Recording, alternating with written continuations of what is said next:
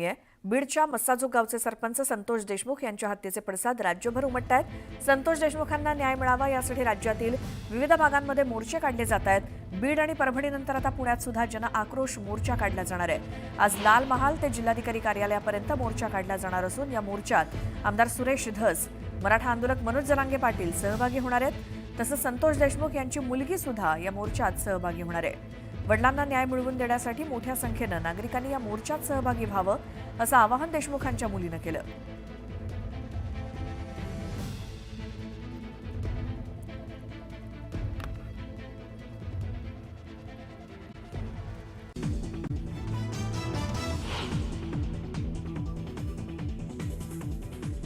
सरपंच संतोष देशमुख हत्येप्रकरणी आज पुण्यामध्ये धडक मोर्चा। जरांगे पाटील, सुरेश धस यांच्यासोबतच देशमुख कुटुंबीय होणार सहभागी।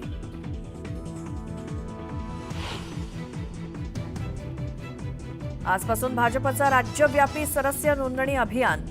नागपुरातील अभियानाला मुख्यमंत्री फडणवीस राहणार उपस्थित। जवळपास 1.5 कोटी सदस्य नोंदणीचं लक्ष्य।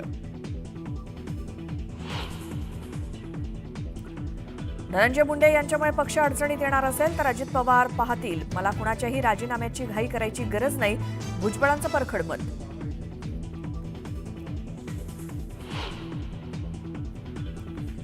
अजित पवार आज बारामती दौऱ्यावर विविध विकास कामांची करणार पाहणी।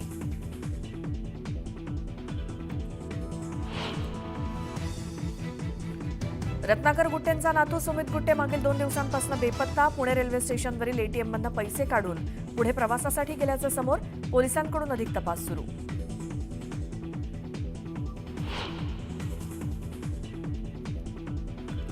रेल्वेच्या 3ही मार्गांवर आज मेगा ब्लॉक। देखभाल दुरुस्तीसाठी ब्लॉक घेतला जाणार।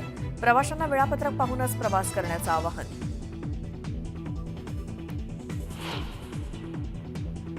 मुंबईसह उपनगरात कमाल तापमानात वाढ। सांताक्रूजमध्ये पारा 35 अंश सेल्सिअसवर।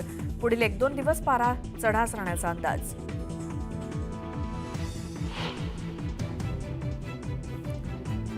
सिडनी कसोटीत भारताचं ऑस्ट्रेलियाला विजयासाठी 162 धावांचं आव्हान। दुखापतीमुळे बुमराह गोलंदाजी करणार नसल्यानं भारताला मोठा धक्का।